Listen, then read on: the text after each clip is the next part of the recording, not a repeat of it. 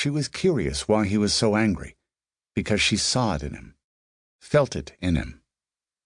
She didn't want to think about him so much. He disturbed her, fascinated her, in ways she didn't understand. Probably it was because he was so hostile toward her. It had to be that. Tired of the lake house, she walked to the marina and got into Mamie's speedboat. Nobody saw her leave, but then she had the key, and she could come and go whenever she wanted to. It was a beautiful early October morning.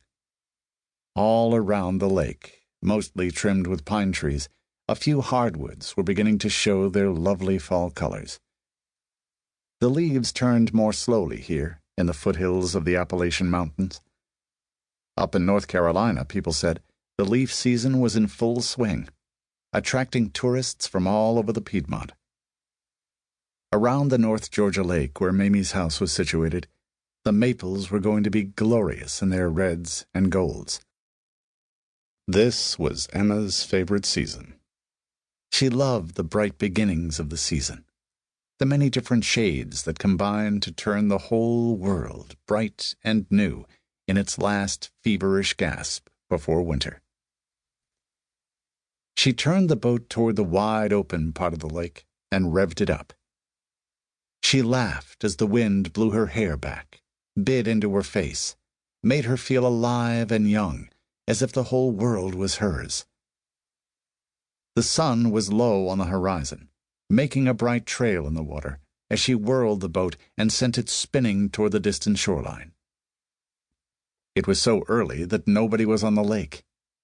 She had it all to herself. She could step on the gas and never have to worry. There was a horrible scraping sound, a horrible jolt that shook the boat and Emma. "Damn it!" The angry curse came out of nowhere, like the jet ski that she hadn't seen in the brilliance of the morning sun that blinded her for just a few seconds. She let off the gas, shaking from the collision and fear of what she'd done.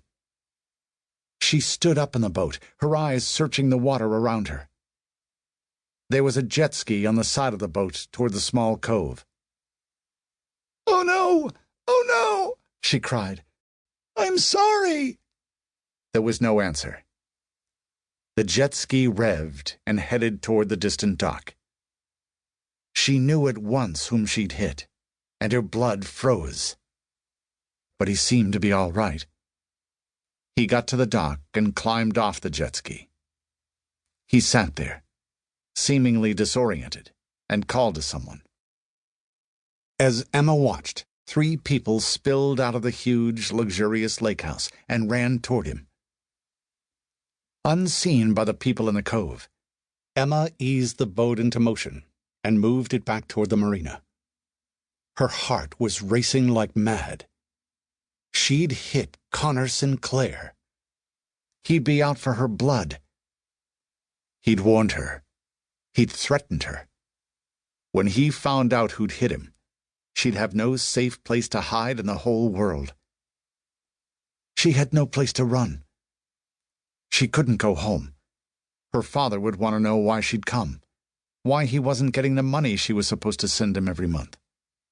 He'd be furious. Mamie was overseas, and she'd called just once to tell Emma that she'd be in places where she wouldn't have cell phone service for a few days. Emma had all of $100 in her bank account and less than $200 in savings. Not nearly enough to run and hide from a multimillionaire who'd want her arrested. She drove the boat back to the marina, aware that it had a dent on one side where it had hit the jet ski. It was a sturdy boat. It didn't seem any the worse for the collision. She drove it into the slip and got out, pausing to ask the custodian if the boat could be dry-docked, because Mamie was going to be away for the rest of the year, and it was turning cold. The older man smiled and said of course they could. And did she want him to beat out that dent in the hull? She smiled back very calmly and said that would be very kind. She'd hit a stump in the water too close to a cove.